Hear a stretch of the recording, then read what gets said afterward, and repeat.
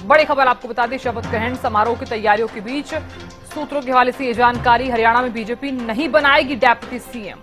हरियाणा में deputy CM का formula नहीं होगा। डेप्यूटी सीएम के फॉर्मूले पर सहमति नहीं बनी है। सूत्रों के हवाले से ये जानकारी सामने आ रही है। बता दें कि 15 अक्टूबर को शपथ ग्रहण समारोह, हालांकि सूत्रों के हवाले से ये जानकारी सामने आई है और अब इन तमाम तैयारियों के बीच ये जानकारी सामने आ रही है कि डेप्यूटी सीएम नहीं बनाया जाएगा। तो बीजेपी डेप्यूटी सीएम नहीं बनाएगी, हालांकि सूत्रों के हवाले से ये जानकारी सामने आई है। तो हरियाणा में नई सरकार के शपथ ग्रहण की तैयारियां जो हैं वो तेज होती हुई नजर आ रही है। दशहरे के बाद यानी कि 15 अक्टूबर को शपथ ग्रहण समारोह हो सकता है। पीएम मोदी समेत कई केंद्रीय मंत्री, बीजेपी शासित राज्यों के सीएम जो हैं वो इस कार्यक्रम में शामिल रहने वाले हैं। हालांकि जिस तरह से ये कयास भी लगाया जा रहा था कि नई सरकार के मंत्रिमंडल में कई बड़े चेहरे और कई नए नाम जो हैं वो संभव हैं।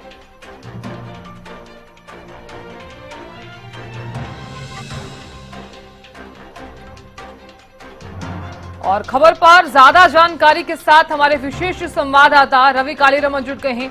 रवि, शपथ ग्रहण समारोह के बीच ये बड़ी खबर सामने आई है कि हरियाणा में बीजेपी डेप्यूटी सीएम नहीं बनाएगी। इस खबर को लेकर क्या जानकारी सामने आ रही है रवि?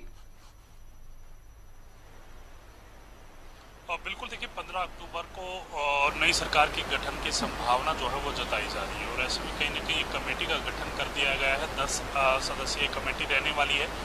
डिप्टी कमिश्नर पंचकुला की अध्यक्षता में कमेटी का गठन किया गया है, जिसका काम है तमाम तैयारियां जो हैं शपथ ग्रहण समारोह को लेकर उसकी देखरेख में तमाम तैयारियां जो हैं वो की जाएंगी, व्यवस्थाएं जो हैं वो की जाएंगी। साथ साथ नायब सैनिक के दूसरे शपथ ग्रहण समारोह में प्रधानमंत्री नरेंद्र मोदी के साथ साथ केंद्रीय मंत्री आ सकते हैं और इसके साथ साथ बीजेपी राज्यों के जो है कहीं ना कहीं मुख्यमंत्री जो है वो शिरकत कर सकते हैं। इसके अलावा अगर बात की जाए तो काफ़ी भव्य ये समारोह जो है होने वाला है। करीब 50,000 लोग पूरे प्रदेश भर से इस समारोह में जो है वो पहुंचने का अनुमान जो है वो लगाया गया है। तमाम रोडवेज जो विभाग हैं उनकी तरफ से जो जीएम हैं उनको एक पत्र लिखा गया है कि बसों की व्यवस्थाएं जो हैं वो करा दी जाए। तो इस प्रकार से तमाम व्यवस्थाएं जो हैं वो अब चलनी शुरू हो चुकी हैं। साथ साथ बात की जाए तो डिप्टी सीएम को लेकर पहले चर्चाएं थी कि Bharatiya Janata party 2 deputy CM के साथ कहीं न कहीं इस बार कैबिनेट में जो है 2 डिप्टी सीएम बना सकती है। फिलहाल की अगर बात की जाए तो सूत्रों के हवाले से बड़ी जानकारी मिल पा रही है। डिप्टी सीएम को लेकर कोई भी सहमति जो है वो नहीं बनी है। सरकार जो है वो बिना डिप्टी सीएम के तमाम जो मंत्रिमंडल का गठन है वो किया जाएगा। यानी कि अब जिस प्रकार से जो चर्चाएं चल रही थी कि डिप्टी सीएम बनाया जाएगा, तो अब चर्चाएं ये चल रही है, जो सूत्रों के हवाले से जानकारी मिल पा रही है कि डिप्टी सीएम जो है वो प्रदेश में नहीं बनाया जाएगा। उसके अलावा तमाम जो कैबिनेट और मिनिस्टर्स और मिनिस्टर ऑफ स्टेट्स जो हैं वो बनाए जाएंगे। साथ साथ काफ़ी भव्य ये समारोह जो है होने की उम्मीद जताई जा रही है। 15 तारीख का अनुमान लगाया जा रहा है कि 15 तारीख को जो है शपथ ग्रहण समारोह पंचकुला के परेड ग्राउंड में जो है वो आयोजित किया जाएगा। जी बिल्कुल।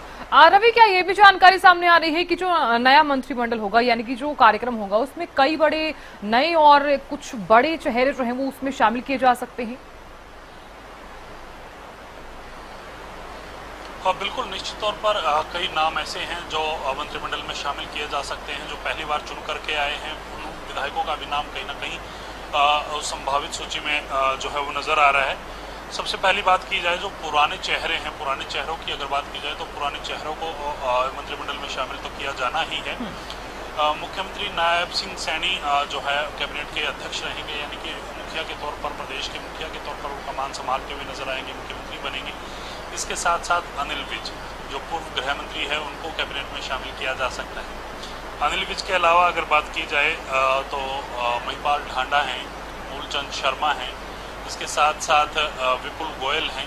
ये तमाम जो सीनियर लीडर्स हैं बीजेपी के, ये मंत्रिमंडल में शामिल हो सकते हैं। इसके साथ साथ तमाम जो लोकसभा हैं उनसे एक एक उम्मीदवार जो विधायक जो बन करके आया है उनको कहीं ना कहीं मंत्रिमंडल में शामिल करने के बीच चर्चाएं जो हैं वो चल रही हैं। तमाम समाजों से कहीं ना कहीं एक एक जो मंत्रिमंडल में जो विधायक हैं बीजेपी के, उनको शामिल किया जाएगा। इनमें संभावित मंत्रिमंडल की अगर बात की जाए तो ब्राह्मण समाज से 4 जो लोग हैं, 4 जो विधायक हैं, वो काफ़ी प्रबल दावेदारी उनकी मानी जा रही है। मूलचंद शर्मा हैं, अरविंद शर्मा हैं, राम कुमार गौतम हैं, मुकेश शर्मा हैं। ये 4 नाम जो हैं वो निकल करके सामने आ रहे हैं। इनमें से किसी को जो है मंत्रिमंडल में शामिल किया जा सकता है। प्रजापति समाज की बात की जाए तो रणबीर गंगवा हैं, उनको शामिल किया गया है। राजपूत समाज से श्याम सिंह राणा हैं। पंजाबी समाज से अनिल विज जगमोहन आनंद हैं। अनुसूचित जाति से कृष्ण लाल पवार हैं, कृष्ण बेदी हैं। जाट समाज से महिपाल ढांडा हैं, श्रुति चौधरी हैं। इसके साथ साथ हिर समाज की बात की जाए तो राव नरबीर हैं, आरती राव हैं। गुर्जर समाज से तेजपाल तंवर हैं और मनमोहन बढ़ाना।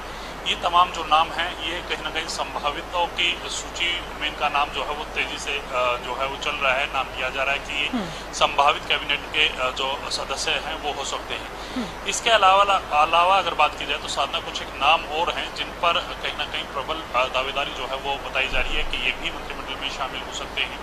कृष्ण बेदी का नाम निकल करके सामने आ रहा है। इसके साथ साथ बात की जाए तो लक्ष्मण यादव हैं, जो जिनकी सीट बदली गई थी।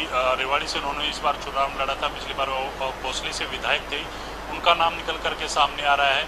सुनील सांगवान है, दादरी से विधायक चुन करके आए हैं, उनका नाम जो है वो कहीं ना कहीं सामने आ रहा है। अब देखना होगा कि कैबिनेट में किन चेहरों को जगह मिलती है, और ये तमाम जो नाम है वो दिग्गज हैं और अपने प्रतिद्वंदियों को अच्छे मार्जिन से हरा करके कहीं ना कहीं विधायक बने हैं। जी बिल्कुल। रवि, क्या कोई ऐसी भी जानकारी सामने आ रही है जो निर्दलीय नवनिर्वाचित विधायक हैं जिन्होंने सरकार को समर्थन दिया है, क्या उन्हें भी जगह मिल सकती है?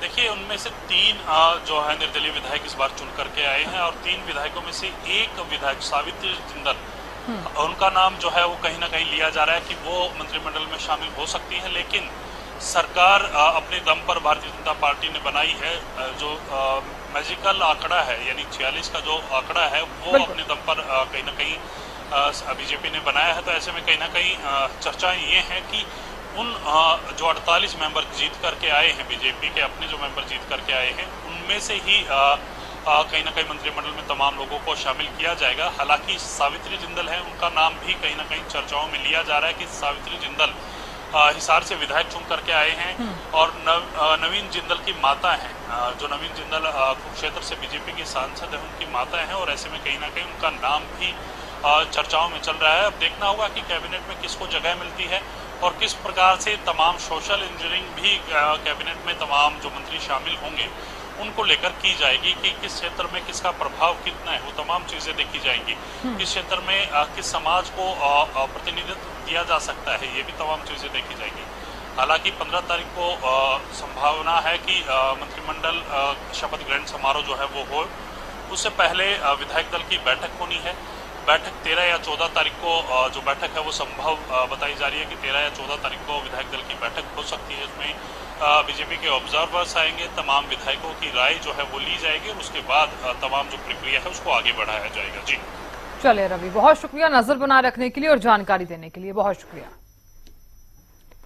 तो देखिए, नायब सरकार संभावित मंत्रिमंडल में किन किन को जगह मिल सकती है इसका हम जिक्र कर रहे हैं लगातार, और कौन कौन से ऐसे चेहरे हैं जिन्हें इस बार मौका दिया जा सकता है। हालांकि ये भी कयास लगाए जा रहे हैं, कुछ बड़े चेहरे भी इसमें हो सकते हैं।